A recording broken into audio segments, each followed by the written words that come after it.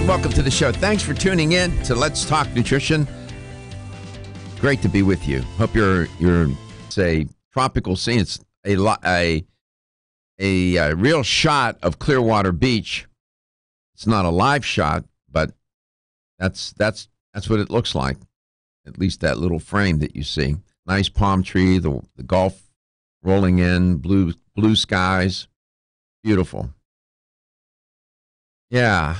Number of things that are trending today that merit our attention. And this is my way of sometimes I'll do a tutorial on a particular topic, literally like a tutorial, where it's not connected to some story or study.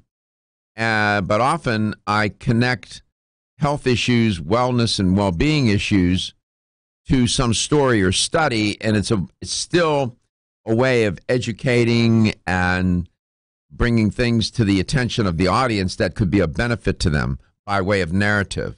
Narrative is it's a more interesting way to persuade people, to entertain them. Now, the tutorials can be entertaining depending on my state of mind and what I'm talking about. So those are like two models that I use for content presentation, and it's about persuasion here. Information gets dispensed along the way, but if I was only here to inform you, that's a different kind of show. When you're trying to persuade people, you have to think of different. You take on a different persona. You use different rhetorical techniques, communication strategies, and so on. It's a very different mode. It not only affects me, but it affects the audience member as well. There's a difference. If I got into an informing mode, it would be boring. And boring, dead air and boring are two things that should be not in the same sentence with radio. You don't want that. But that's maybe more than you want to know. But that's sort of how I do it. And there are a number of stories trending today. Some just stories about real people.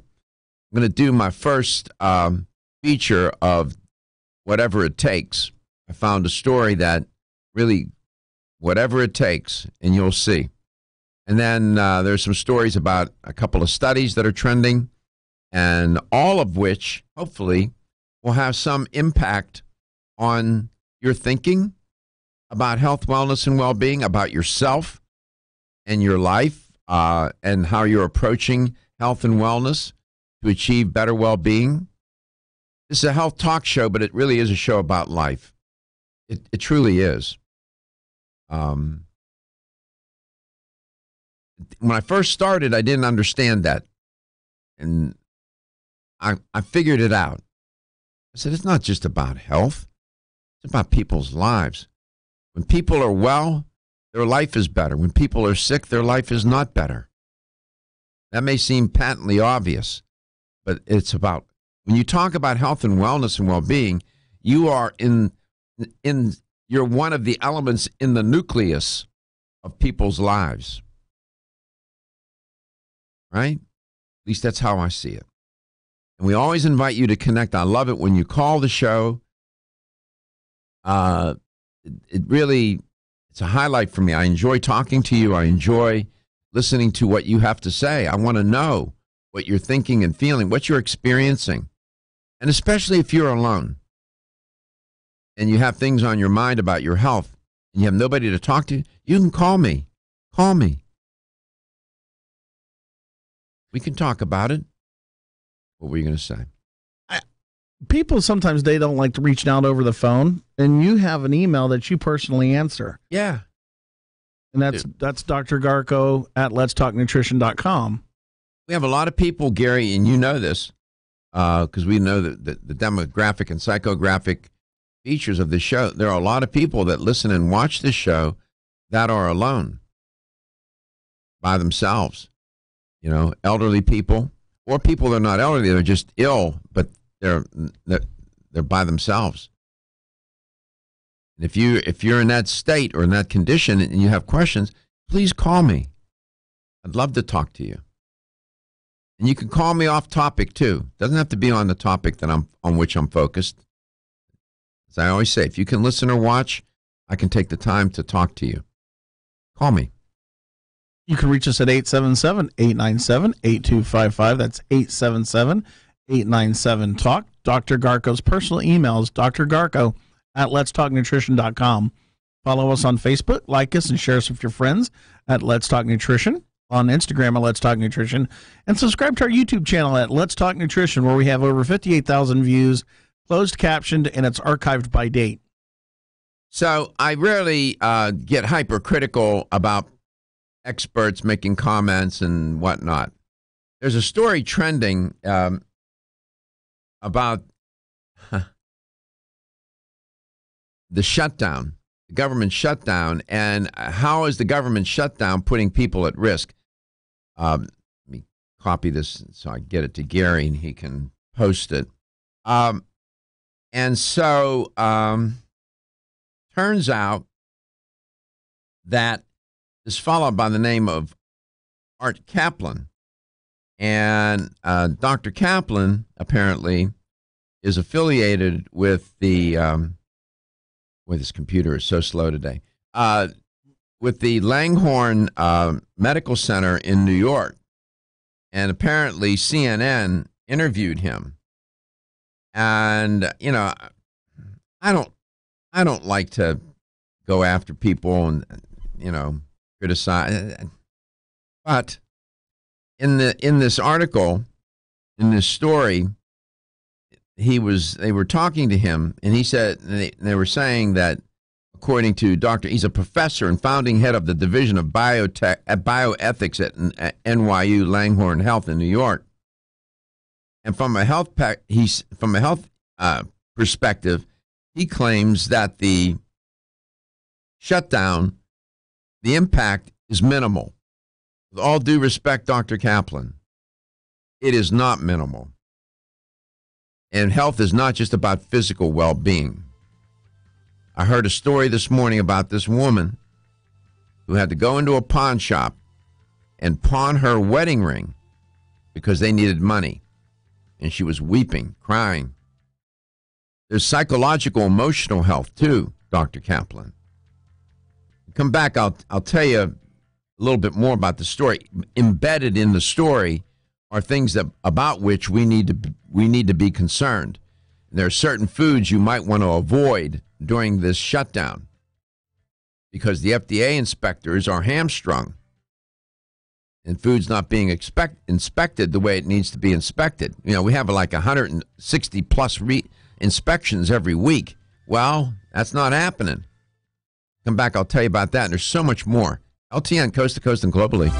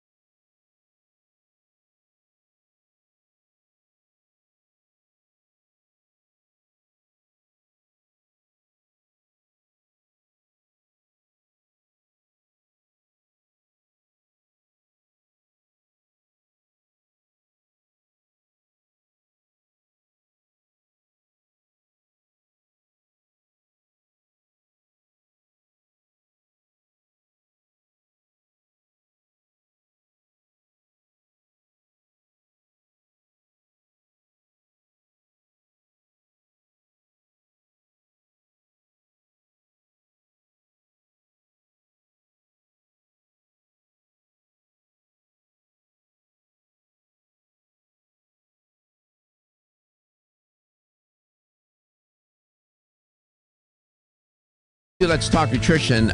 During this government shutdown, I'm keying off an article that appeared in CNN, and they apparently interviewed this Dr. Kaplan, the bioethics professor at the NYU Langhorne Health in New York.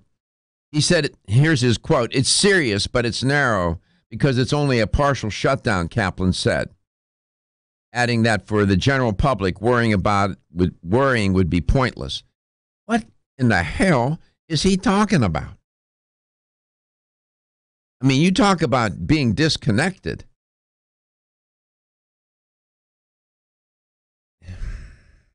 He said, if there's a shutdown for a few days, the biggest concern will be the impact on the families of the workers who are going to be furloughed.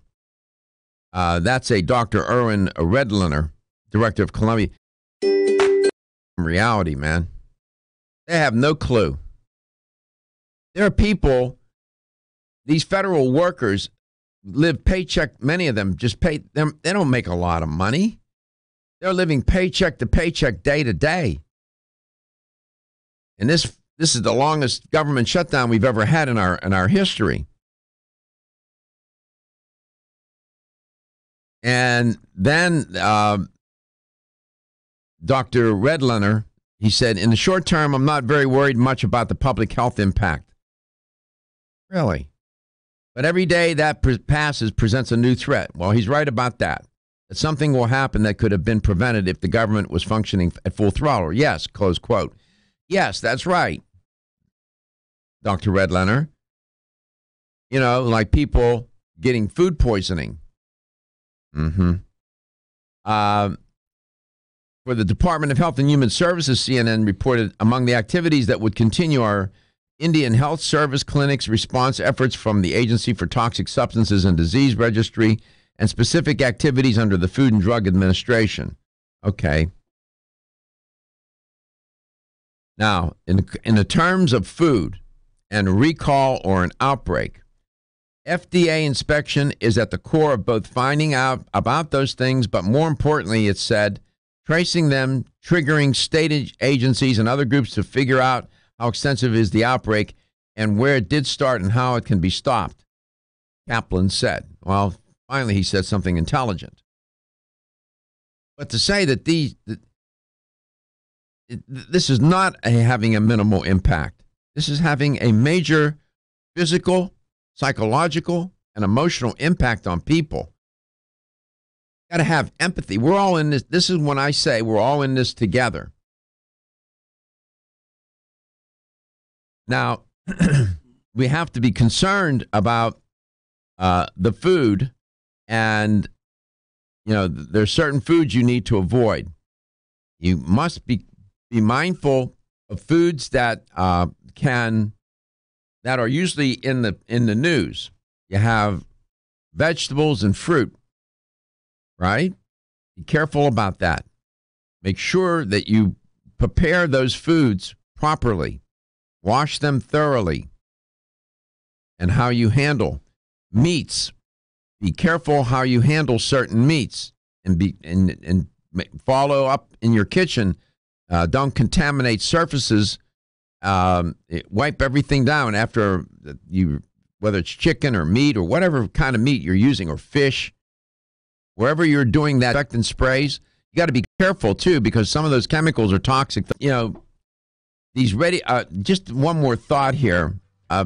These ready-to-eat salads that are prepackaged and prepackaged sandwiches, you might exercise some caution there. Or meals that aren't cooked that you might buy. That could get you into trouble during the shutdown.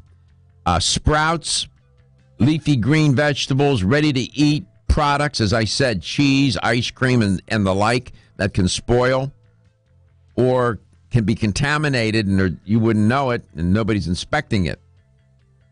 If you're pregnant, be especially careful. Children, especially careful. People with a compromised immune system, you need to be vigilant. We come back, I have one wonderful story and some other great stories as well. We'll be right back.